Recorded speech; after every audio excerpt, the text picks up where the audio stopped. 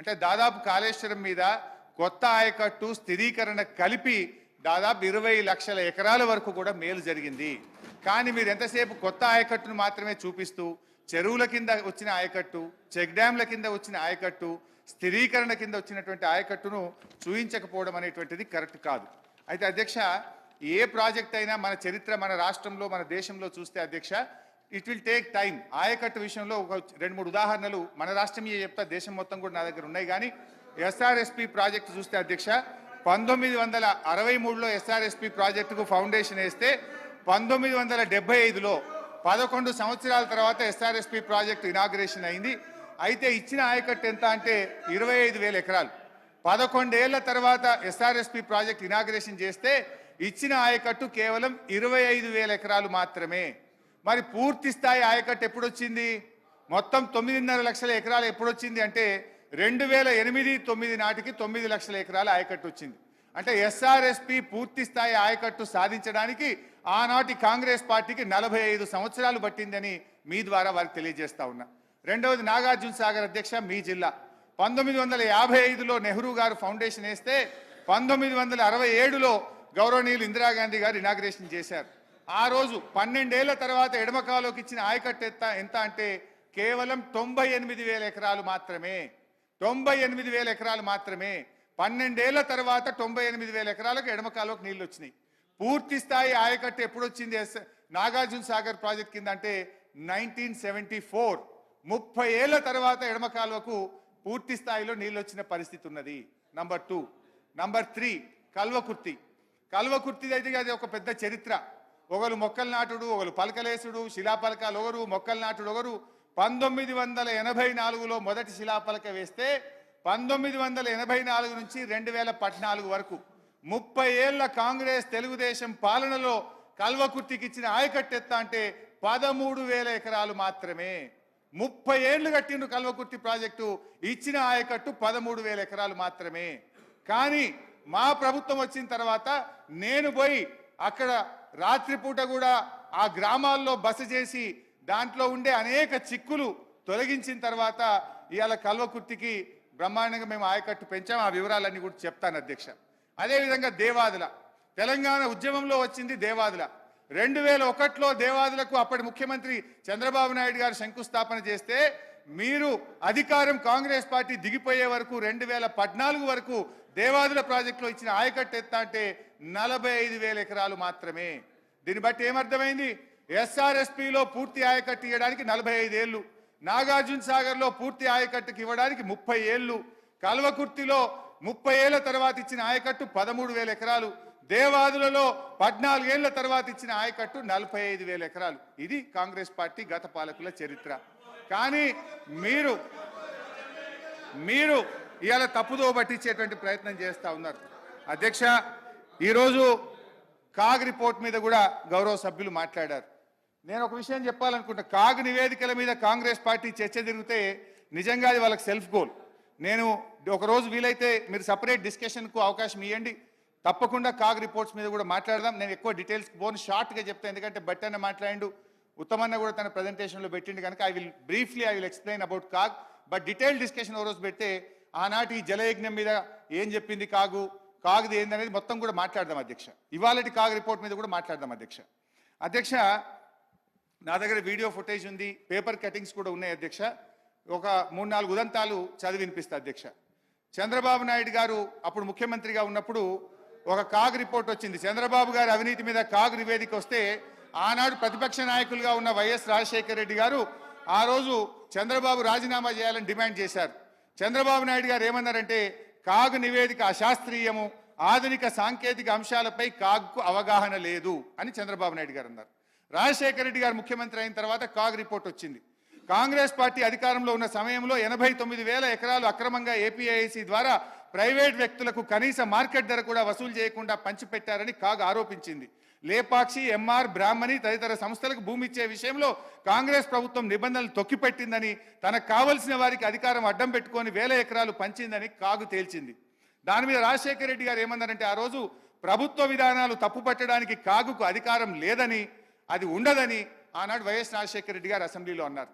తర్వాత కిరణ్ కుమార్ రెడ్డి గారు ముఖ్యమంత్రిగా ఉన్నప్పుడు ఒక కాగ్ రిపోర్ట్ వస్తే కిరణ్ కుమార్ రెడ్డి గారు ఇదే అసెంబ్లీలో ఏమన్నారంటే అధ్యక్ష, కాగ్ నివేదిక ఏమైనా బైబిలా, ఖురానా, భగవద్గీతనా, అందులో ఉన్నాయన్నీ సరైనవని అనుకోవడానికి లేదు అని కిరణ్ కుమార్ రెడ్డి గారు ఇదే శాసనసభలో చెప్పిన విషయాన్ని గుర్తు చేస్తున్నా. శాసనసభ రికార్డు కూడా ఉంది, కావాలంటే ఆ రోజు డిస్కషన్ అంతా కూడా నేను చెప్పగలుగుతా.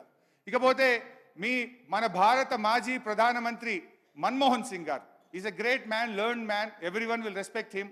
ఆయన ఏమన్నారో ఒక్కసారి విందాం. కాగ్ రిపోర్టు ఢిల్లీలో పార్లమెంట్లో పెట్టినప్పుడు యూపీఏ ప్రభుత్వం యొక్క ఆదాయ వ్యయాలపై ఆనాటి కాగ్ అభ్యంతరం వ్యక్తం చేస్తే నిండు పార్లమెంట్లో ప్రధానమంత్రి హోదాలో మన్మోహన్ సింగ్ గారు ఏమన్నారంటే, కాగ్ నివేదిక తప్పుల తడక, అన్ని ఊహాగానాలు, తప్పుడు అంచనాలు అని మన్మోహన్ సింగ్ గారు చెప్పారు. బొగ్గు గనుల కేటాయింపులో అవినీతి జరిగిందని కాగ్ చెప్తే అసలు కాగు చెప్పిన విషయాలకు ప్రామాణికతనే లేదు అని మన్మోహన్ సింగ్ గారు పార్లమెంట్లో చెప్పిన విషయాన్ని గుర్తు చేస్తున్నాను. ముఖ్యమంత్రి గారు. స్పీకర్ సార్, మంత్రి గారు చాలా విషయాలు కాగ్ ఇచ్చిన నివేదికల మీద కానీ ఇతర రాజ్యాంగబద్ధ సంస్థలు ఇచ్చిన నివేదికల మీద గతంలో వివిధ నాయకులు మాట్లాడినా, లేకపోతే ఆనాటి మంత్రులు, ముఖ్యమంత్రులు, ప్రధానమంత్రులు మాట్లాడిన విషయాలన్నిటినీ వారు ఇక్కడ ఉదహరిస్తూ ఇప్పుడు కాళేశ్వరం ప్రాజెక్టు మీద కానీ తెలంగాణ రాష్ట్రం ఏర్పడ్డ తర్వాత నిర్మించిన సాగునీటి ప్రాజెక్టుల విషయంలో కూడా వారు మాట్లాడుతున్నారు. సరే, వారి అభిప్రాయాలు వారు చెప్తున్నారు. వారి అభిప్రాయాన్ని విభేదించే హక్కు మాకున్నది, వారి అభిప్రాయం చెప్పుకునే హక్కు వారికి ఉన్నది, నాకేం అభ్యంతరం. అయితే అధ్యక్ష, తమరి ద్వారా తెలంగాణ సమాజానికి అత్యంత కీలకమైన అంశాన్ని, ఇతరులు ఎవరో చెప్పిందో మనము చేపట్టిన చర్యలు లేదా పనుల మీద ఇతరు ఇచ్చే నివేదికను మనము ఆమోదించవచ్చు, తిరస్కరించవచ్చు, భిన్న అభిప్రాయం చెప్పడానికి కూడా అవకాశం ఉంది. కానీ మనమే ఒక ఆలోచనతో కొంతమంది అధికారులను, ఒక గ్రూప్ ఆఫ్ ఇంజనీర్స్, రిటైర్డ్ ఇంజనీర్స్ను కూర్చోబెట్టి నా ఆలోచన ఇది, నేను ముందుకు వెళ్ళాలనుకుంటున్న విధానం ఇది, దీని మీద సాంకేతిక నిపుణులుగా మీ అభిప్రాయాన్ని కూలంకషంగా పరిశీలించి అన్ని పరిణామాలను పరిగణలోకి తీసుకొని మీరు నివేదిక ఇవ్వండి అని చెప్పి గత ముఖ్యమంత్రి కల్వకుంట్ల చంద్రశేఖరరావు గారు, ఆనాటి సాగునీటి పారుదల శాఖ మంత్రి తన్నీర్ హరీష్ రావు గారు గోదావరి ప్రాజెక్టుల మీద రిటైర్డ్ ఇంజనీర్స్తోని ఒక కమిటీని నియమించారు అధ్యక్ష. ఆ కమిటీ ఇచ్చిన నివేదికను తమ ద్వారా ఈ సభ రికార్డులోకి మొత్తం తేదలుచుకుని, ఇందులో కొన్ని అంశాలను మాత్రము నేను చదివి వినిపిస్తాను. ఆనాటి పత్రికలలో వచ్చిన వార్తలను కూడా నేను చదివి వినిపిస్తాను కొంతమేరకు. ఈ మొత్తం రికార్డును నేను సభలో రికార్డు ప్లే చేయదలుచుకున్నాను. నేను ఈ చదివి వినిపించిన తర్వాత ఈ టోటల్ రికార్డు సభ దీంట్లోకి తీసుకోవాల్సిందిగా తమరి నేను విజ్ఞప్తి చేస్తున్నాను అధ్యక్ష. ఈ report of committee barrages and Godavari and Pranahita Chevella, ఈ కమిటీని ఆనాటి ముఖ్యమంత్రి చంద్రశేఖరరావు గారు నియమించారు. ఇది 14 పేజీల కమిటీ నివేదిక ఇచ్చింది అధ్యక్ష. ఎవరు అధ్యక్ష ఇందులో ఇంజనీర్లు ముఖ్యమైన వాళ్ళు అంటే B Anantaramulu, B Venkata Ramarao, S Chandramouli, G Damodar Reddy, M Shyamprasad Reddy, 5 మంది ఇంజనీర్లతో ఆనాటి ముఖ్యమంత్రి, సాగునీటి పారుదల శాఖ మంత్రి ప్రాణహిత చేవెళ్ళ ప్రాజెక్టుల మీద తుమ్మిడిహెట్టి దగ్గర కాకుండా ఇతర ప్రాంతాలలో నిర్మించడానికి అవసరమైన రీడిజైనింగ్కు ఇక్కడ పునాది పడ్డది అధ్యక్ష. ఈ పునాది పడ్డ తర్వాత వీళ్ళు పూర్తి స్థాయిలో మొత్తం గోదావరి జలాలకు సంబంధించిన హిస్టరీని మొత్తం ఇందులో పొందుపరిచింది అధ్యక్ష. ఇదే కాకుండా వీళ్ళు aerial survey, physical survey, toposheets survey చేసి మొత్తం ఒక నివేదికను తయారు చేసి ఇచ్చారు అధ్యక్ష.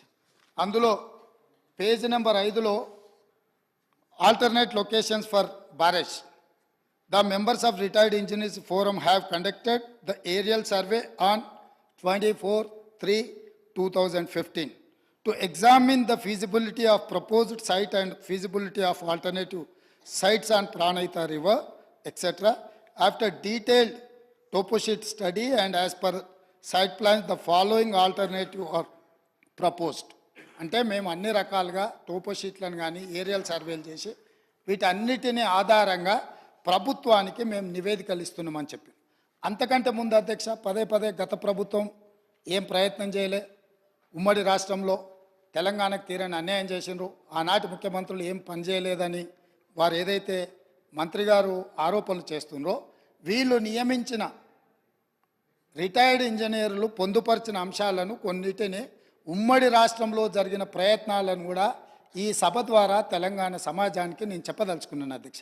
ఎందుకంటే వాస్తవాలనే ఇక్కడ చర్చించాలన్న ఆలోచనతోటి మనం ప్రత్యేకమైన చర్చను మా మంత్రివర్యులు ఉత్తమ్ కుమార్ రెడ్డి గారు దాదాపుగా నిద్రపోని రాత్రులు గడిపి, నాకు తెలిసి వారు సరిహద్దుల్లో సైనికుడుగా మోహరించి యుద్ధాన్ని ఎదుర్కొని వచ్చిన సైనికుడు సరిహద్దుల్లో కూడా వారంత బరువైన గుండెతో ఉన్నారో లేదో నాకు తెలీదు. వీటిని వారు రోజుల కొద్దీ ఈ తెలంగాణ ప్రాజెక్టుల మీద జరుగుతున్న పరిణామాల మీద చూసి బరువెక్కిన గుండెతోని కొన్ని వాస్తవాలను ఈ సభ దృష్టికి తీసుకొచ్చే ప్రయత్నం చేస్తే, జరిగిన తప్పులను వారు చేసినందుకు తెలంగాణ సమాజానికి క్షమాపణ చెప్పడం ద్వారా మంత్రి గారిని అభినందించి భవిష్యత్తులో ఎట్లా ముందుకెళ్దామని వారు కొన్ని సూచనలు చేస్తుంటే సమాజం వారిని కొంతమేరకైనా వారిని అభినందిస్తుండే. కానీ ఎదురుదాడి పూర్తిగా అంటే మంత్రి గారు వాస్తవాల ప్రాతిపదికన ఇచ్చిన పవర్ పాయింట్ ప్రజెంటేషన్ కూడా తప్పుల తడక అని చెప్పి దూషించడం ద్వారా గతంలో జరిగిన తప్పులను కప్పిపుచ్చుకోవడానికి తీవ్రమైన ప్రయత్నం చేస్తున్నారు అధ్యక్ష.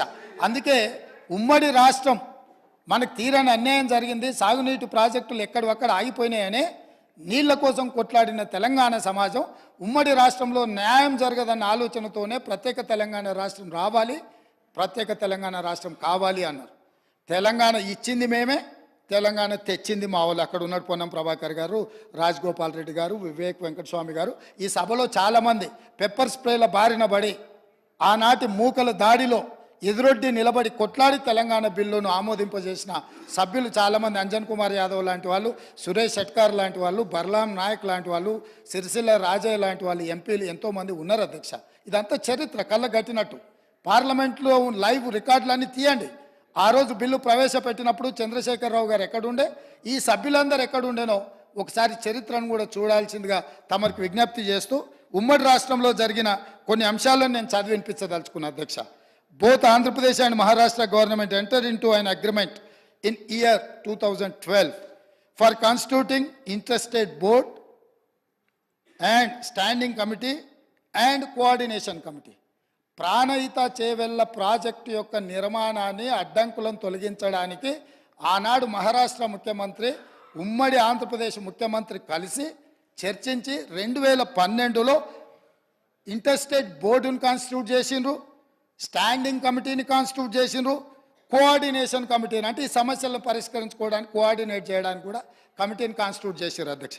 అదేవిధంగా during the recent meeting with honourable chief ministers of Telangana and Maharashtra, in continuation of that report, these engineers are made out certain points, saying that during the recent meeting with the Honorable Chief Ministers of Telangana and Maharashtra, it was suggested to reduce the submergence area to the extent possible. At its present FRL, the submergence area is 1850 acres patta land in Maharashtra, but no village is getting submerged.